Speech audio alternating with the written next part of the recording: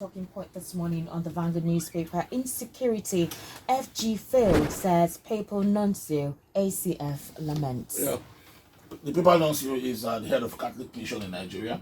He was visiting the Oshobo area yesterday, and he lamented about the state of security. He was calling on the federal government to provide security and save lives in this country because of the stories they read every day in the papers. And as he was speaking, the Arewa Consultative Forum, their new executive, led by former Agriculture Minister Aldo Igbe, also rose from a meeting, in Kaduna, and issued a communique. They lamented that terrorism, kidnapping, and banditry, and other violent crimes are so rampant in the north now.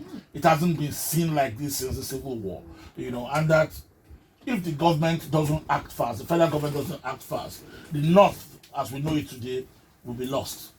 I think these are very weighty and major alarms, that the ACF have raised. And coming from the Arewa Consultative Forum, the umbrella body for northern groups, you know that it has hit home. On Tuesday night, in a place called Kukawa in Borno State, 120 kilometers from Maiduguri, people who have returned home from IDP camps, yes, they've been on IDP camps for 2 years, they have just come back home on the 2nd of August, getting ready to return to their farms. Over 100 of them were kidnapped by ISWAP.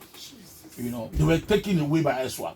This story is being reported by the AFP. The Nigerian military has not commented yet, but we hear that they've deployed helicopters, they've deployed military planes. They're trying to, launch a manhunt for the kidnappers and the kidnapped. But over 100 people, including women and children, it's the state of insecurity in the north. The governor of Borno always tells us that in the place where military operations are going on, the Boko Haram, they're acting.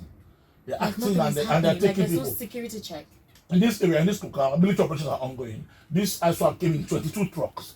22 trucks, they ran on the streets and they did what they did. Kidnapped over 100 people. Yesterday, I saw a video, also published by the AFP, of the fishing business in the Lake Chad region.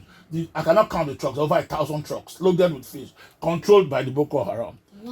On an outward movement outside the Lake Chad. It's $1 billion business that's going on in the fishing economy around the Lake Chad. Yes. And the Boko Haram probably controls the large section of it.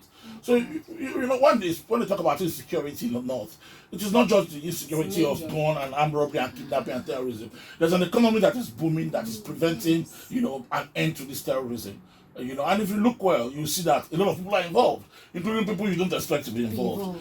That's why they are raising the alarm. The ACF usually, tongue in cheek, usually condemn this action when it happens. But they are coming up now to say that the North, as we know it, will be lost if action is not taken. The federal government, really, especially Commander-in-Chief, have told us that these things are not easy. Hard to get weapons in to battle these things.